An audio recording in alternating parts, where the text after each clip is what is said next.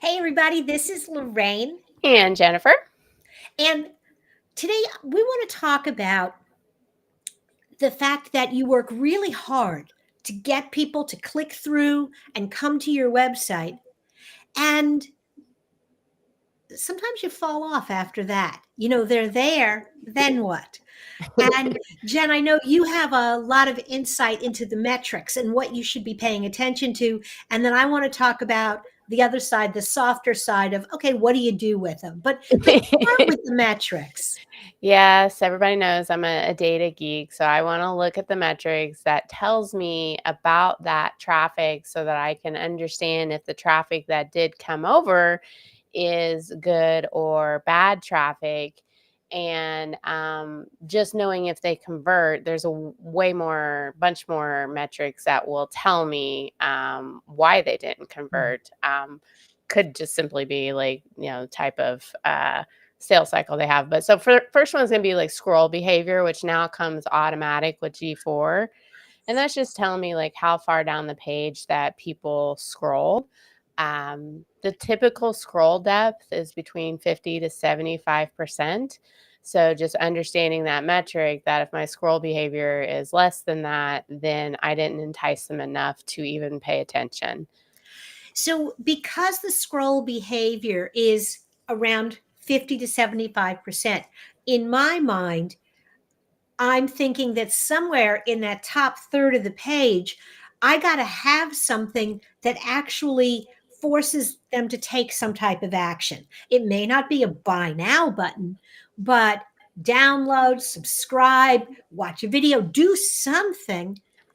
I'm trying Am to I go for wrong? the emotional pull. Like, Okay. what's in it for me? Like, why do I care about this? I did care enough to click over. So I was kind of, whatever got me over there, I was intrigued. But like, give me the meat first, is what you're saying. But you can continue to ramble on. But give them what they came over for, and maybe you could get that quicker because they already got over. I think that's one of the things that I find frustrating sometimes when I click through to a website and I Mhm. came for a specific purpose, and then I get to a page and it's kind of muddy. I wonder, am I even in the right place? Yeah, yeah. I get annoyed by the instant like sign up, just make Mhm. it all the way at the top. So I get annoyed with the maybe that's because I'm a marketer, but I'm Mhm. I'm more of like if this was cold like traffic that came over, like I'm still getting to know you. Mhm. And so how you pull in people with marketing is emotionally. And so you might have emotionally pulled them over there, but you have to give them a little bit of something so they're like a little satisfied. And Yes. then But you have to, I think that you can have a subtle action link as well. This was something somebody pointed out to me. When people come to an individual episode of my podcast, I give them the podcast. That's what they came for, right? yeah, yeah. But the subscribe button on my standard page was so far down. I was talking to somebody and he's like, how do I subscribe to your podcast? I was like, oh, I was being so subtle. And so I'm going to move up and get that up into the nav and just, hey, if you like it, it's here. It's not going to be in your face, but it's going to be in the corner. So if you're looking for it, you'll find it. Maybe you create anchor text that Mhm. is like where people might be at, and they're like, and so they could just click and it can go straight down to those particular questions. Mhm. That I was gonna put that on my most recent blog, and I'm like, okay, I need to go back and do that because it was a really long one. Mhm. Absolutely. Okay. So scroll behavior tells you if people get to your page and they're really interested in what you have to say. What is the next metric that I should be looking at that will tell me that this is a good page or a page in need of a little love? I'm gonna first of all say maybe. Let's say your scroll behavior is high, like they are scrolling the whole time, but the time on the page does not equal to the amount of time it should have taken them to either get to the next place or actually read that content. That's another indication that okay, they scrolled all the way through, but they just didn't find what they were looking for. And then bounce rate is still able to get at it. Okay, so I look at how much of the page they looked at and also how fast. Did they just hit it and go zap, or did Yep. they really scroll through?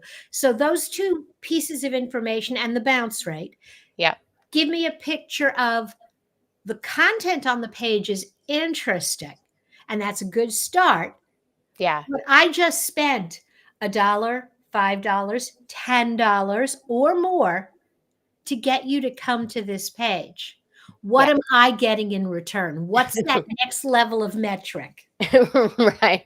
So, you do want the number of pages that they've visited. So you want them to get to another page because unless you're selling like some sort of widget or something that you can close them right then and there, you want them to be more invested in it. So you want to look at the number of pages visited, but that could also be coupled with like certain event tracking. So, certain buttons you want them to get to, all those things. Let's say you're using it with ads, is helping your ads be better because you're giving signals to these algorithms that are in place that this is the type of person that I do, in fact, want to continue to put my ads in front of.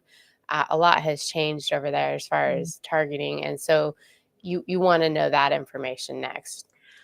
Okay, so you said something that makes me squirm a little bit, and that is how many pages they looked at. Because if I'm spending money, okay, I'm not going to sell something. I'm a flooring contractor. I'm an interior designer. I don't expect you to click buy now and put down a deposit off of a $10 ad.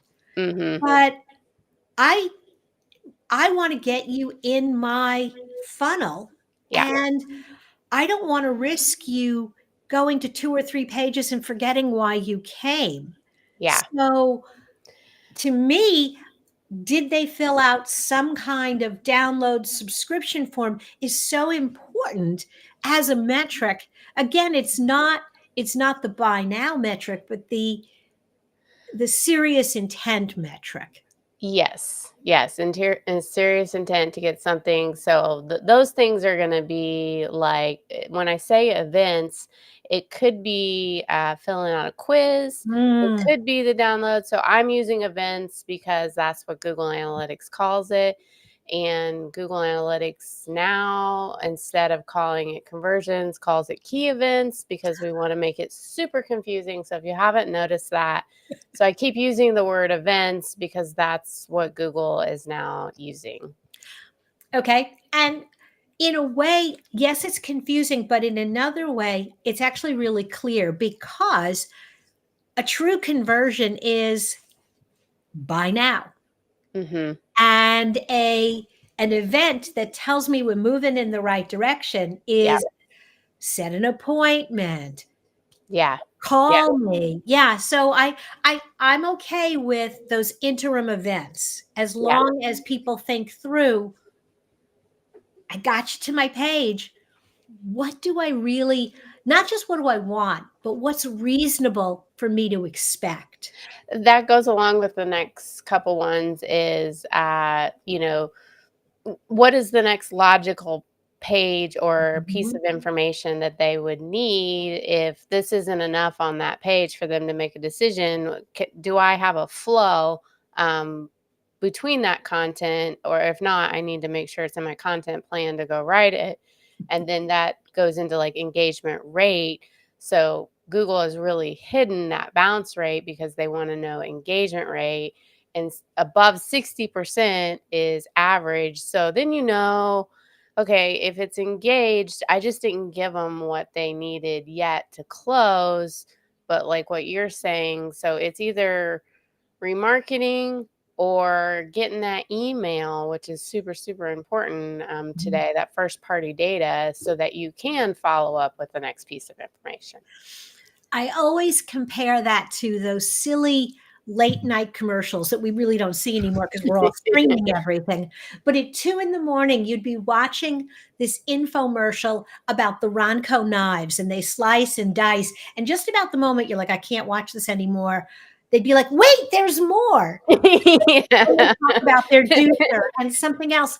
And that wait, there's more mentality. I Yeah. think every page on your website, you should never let somebody get to the bottom of the page and not give them the next step. They may not take it.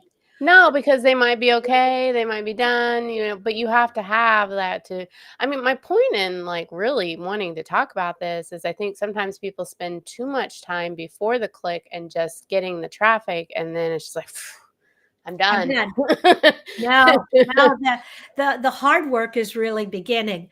And I think that if people want to learn more about this strategy, about the mechanics of looking at your numbers and the strategy of creating content that moves people through, they need to schedule an office hour with us, don't you? I think so. We can talk about your metrics specifically. Awesome. Well, I think this is a good place to stop for today. And go back, look at your websites, hit one of your landing pages, and ask yourself, is there a next step? All right, take care. Bye now.